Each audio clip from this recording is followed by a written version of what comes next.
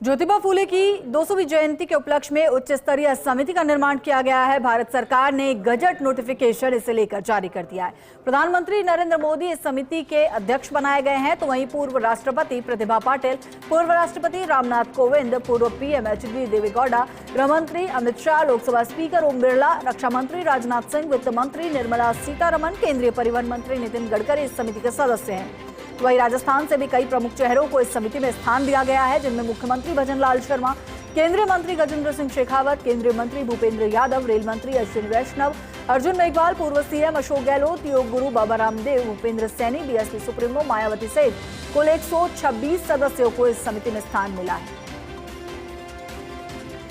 खबर पर ज्यादा जानकारी के लिए हमारे पॉलिटिकल एडिटर योगेश शर्मा हमारे साथ लाइव जुड़ चुके हैं। योगेश जी, ज्योतिबा फूले की 200वीं जयंती को लेकर समिति का निर्माण किया गया है, जो कि एक विशेष कार्य योजना भी बनाएगी। प्रधानमंत्री नरेंद्र मोदी इसके अध्यक्ष हैं और राजस्थान से भी कई प्रमुख चेहरे इसमें शामिल हैं।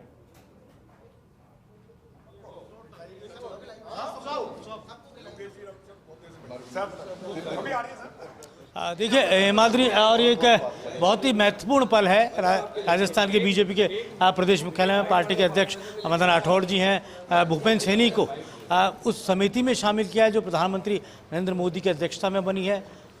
महात्मा ज्योतिबा फूले की 200वीं जयंती को लेकर पूरे देश भर में कार्यक्रम होने हैं।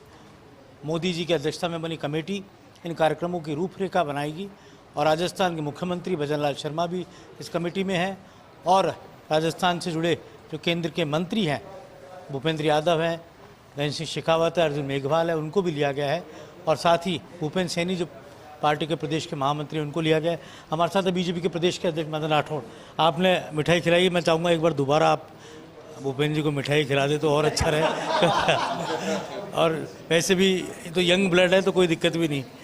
तो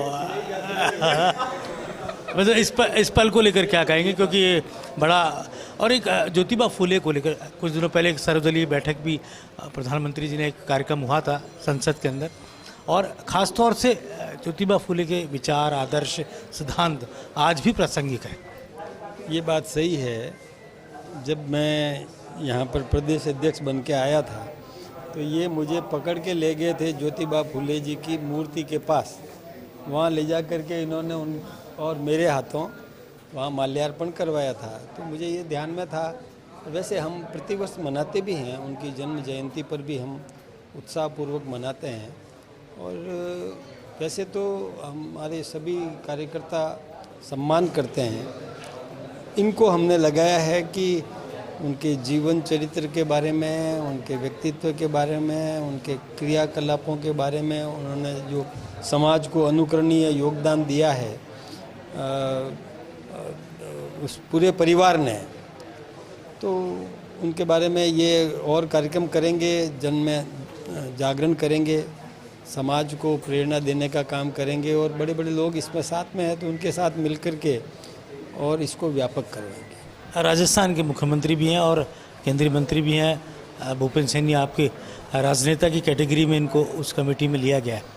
बात समिति के अंदर जो हमने अभी देखी पूरी लिस्ट, तमाम वो लोग हैं जो विविध क्षेत्रों से ताल्लुक़ रखते हैं। संत समाज भी है, खेल जगत से जुड़ी हुई हस्तियाँ भी है, समाज की आने वाली कई मूर्धन्य विभूतियाँ भी हैं। हाँ, इसमें कई अनुभवी लोग हैं और हमारे जो महामंत्री है भूपेंद्र जी सैनी, ये भी उनके साथ मिलकर के और अपने अनुभवों का लाभ समाज को देने का काम करेंगे। हम सब जानते हैं कि ज्योतिबा फूले, सावित्रीबाई फूले दोनों ने ही समाज में अपना संपूर्ण जीवन दिया है। तो रूढ़िवादियों को समाप्त करने में उनकी बड़ी भूमिका रही है और पिछड़े तबके को किस प्रकार से और समाज के बराबर स्थान दिला सके, इसमें उन्होंने बहुत बड़ा योगदान दिया था। तो ये भी उसमें मिलकर के इसी प्रकार का काम करेंगे। बंगाल में चुनाव परिणाम आ गए लेकिन ममता जी अभी तक नहीं मान रही। ये जनादेश का सम्मान करना चाहिए। कोई भी राजनेता हो, जनता ने जो आदेश दिया है उसको स्वीकार करना चाहिए। वैसे ममता जी क्या माने हैं, वो तो शुरू से ही देखिए हठधर्मी रही है। उसने कभी ये जो एक नैतिकता का उनको कोई असर हुआ ही नहीं है। ईडी की ऑफिस में जाकर जांच को प्रभावित करने का काम जो महिला कर दे, खुद मुख्यमंत्री रहते हुए और वहाँ से गोपनीय फाइल उठा करके लेकर के आ जाए तो ये नैतिकता तो है ही नहीं उनमें। वैसे ही जब चुनाव परिणाम घोषित होते ही स्वयं प्रेरित होकर के और अपना त्याग पत्र महामहिम राज्यपाल को देना चाहिए। नहीं दिया है कोई बात नहीं, देना पड़ेगा, हटाया जाएगा, नई नियुक्ति हो जाएगी, हमारी संवैधानिक प्रक्रिया है, उसका पालन किया जाएगा। और वो जिन जिन लोगों का नाम ले रहे हैं, ममता जी अभी चुनाव लड़ा तो राहुल गांधी की आलोचना नहीं की क्या उन्होंने? राहुल गांधी ने उनकी आलोचना नहीं की क्या? राहुल गांधी के बयान देखिए निकाल करके, राहुल गांधी के बयान है कि भाजपा और ममता मिले हुए हैं, ये बयान राहुल गांधी ने दिए। अब वही राहुल गांधी ममता जी की पैरवी कर रहे हैं, तो ये क्या नैतिकता है इनकी? नैतिकता तो समाप्ति हो गई, है ही नहीं नैतिकता। मैं सोचता हूँ कि पूरी जनता ने सुना होगा उनका स्टेटमेंट कि ममता और बीजेपी मिले हुए हैं, मिल करके और ये चुनाव लड़ रहे हैं। अब वही ममता की पैरवी करने लग गए। ये जो केरल दोहरा चरित्र केरल में जीत रहे हैं, भुजाएं फड़का रहे हैं, हम जीते तो वहाँ निर्वाचन आयोग नहीं था, क्या बातें कर रहे हैं? बंगाल में निर्वाचन आयोग था और वहाँ निर्वाचन आयोग नहीं था, वो उनकी वहाँ राजनीति चल रही थी क्या? दोहरी नीति जनता पसंद नहीं करती है। बोलो, सोच समझ के बोलो। अरे तमिलनाडु में हमारी 1 सीट आई, हमने जनादेश स्वीकार किया। केरल में हमारी कम सीटें आई, पिछली बार से भी कम आई, तो कम तो नहीं आई लेकिन लगभग उतनी आई, 3 आई, तो हम तो जनादेश स्वीकार कर रहे हैं, तो ये क्यों नहीं कर रहे हैं? समझ में नहीं आया। तो ये जो कमेटी बनी है इसमें दलगत राजनीति से ऊपर उठकर राजस्थान के पूर्व मुख्यमंत्री अशोक गहलोत का भी नाम है।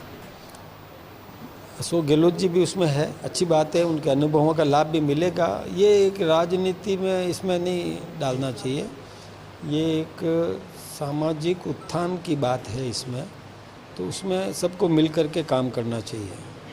इस कमेटी के बारे में तो मैं कहूँगा कि निश्चित रूप से ये जनता में एक प्रेरणा देने का काम करे और करेगी। जी, अब भूपेंद्र सैनी जी क्या कहेंगे आप? ये गौरवपूर्ण पल है आपके लिए। देश के यशस्वी प्रधानमंत्री आदरणीय नरेंद्र भाई मोदी जी इस कमेटी की अध्यक्षता करेंगे और मैं हमारे राजस्थान के प्रदेश के अध्यक्ष आदरणीय मदन जी राठौड़ साहब, राजस्थान के मुख्यमंत्री आदरणीय भजनलाल जी शर्मा साहब और लोकसभा के स्पीकर ओम जी बिरला साहब का भी बहुत धन्यवाद करूंगा कि निश्चित तौर पर दलगत राजनीति से ऊपर उठकर और देश के प्रधानमंत्री जी ने एक कमेटी जो बनाई है, महात्मा ज्योतिबा फुले के आदर्शों को लेकर हम काम करेंगे और महात्मा ज्योतिबा फुले को भारत रत्न मिले, हम सब लोग मिलकर काम करेंगे। निश्चित तौर पर ये प्रधानमंत्री जी ने जो ये कमेटी बनाई है और ये कमेटी में जो नाम आए हैं, मुझे लगता है कि ये सभी जो मेरे से सीनियर हैं उन सब का मैं धन्यवाद करूंगा, आभार प्रकट करूंगा।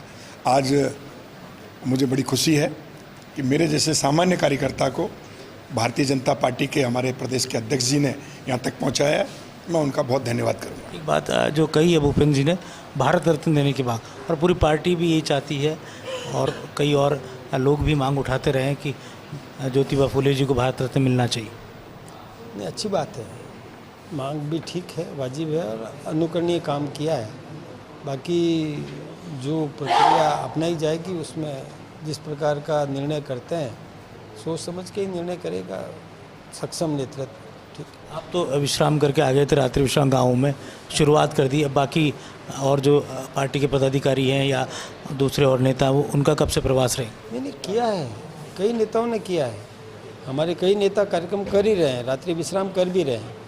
मैं भी वहाँ गया हूँ, वहाँ रथ था और रथ के अंदर जो रील्स थी उसका भी प्रदर्शन हो रहा था, जनता एकत्रित थी, हमने भी अपनी बात रखी, जनता की बात भी सुनी, रात्रि विश्राम भी किया, रात्रि में चर्चाएं भी की, सवेरे उठ कर के उनके साथ अलग किसी के घर में जा कर के और बूथ के हमारे अध्यक्ष के घर जा कर के वहाँ हमने चाय चर्चा की, फिर उसके बाद योगा किया और मंदिर गए, गौ सेवा की, स्वच्छता का अभियान चलाया, वो सब कार्यक्रम हमने किए। तो एक अच्छा, बहुत मुझे तो अच्छा लगा कि गाँवों के बीच में किसी परिवार के बीच में रह कर के और वहाँ चर्चा की ग्रामीण जनों को अपने साथ पाकर मुझे भी बहुत खुशी हुई। और ये एक पल खास है राजस्थान की बीजेपी के प्रदेश मुख्यालय में, और भूपेंद्र सैनी को सदस्य तो बनाया है, लेकिन साथ में पूरी पार्टी उनको बधाई दे रही है और एक अलग तरह का माहौल भी यहाँ पर देखने को मिल रहा है, ख़ास तौर से क्योंकि ये कमेटी अपने आप में इसलिए खास हो जाती है कि प्रधानमंत्री मोदी इसके अध्यक्ष हैं और साथ ही देश के पूर्व राष्ट्रपति रह चुके रामनाथ कोविंद, पूर्व राष्ट्रपति रह चुकी प्रतिभा पाटिल भी इसके सदस्य हैं, पूर्व प्रधानमंत्री एच डी देवगौड़ा भी इस कमेटी के सदस्य हैं, और सियासी राजनीति से परे हटकर इस पूरी कमेटी का निर्माण किया है, जो 200वीं जयंती ज्योतिबा फुले की उस पर कई कार्यक्रम देश में होंगे, उसकी एक रूपरेखा रोड मैप बनाने का काम करेगी। जी शुक्रिया योगेश जी इस पूरी जानकारी के लिए।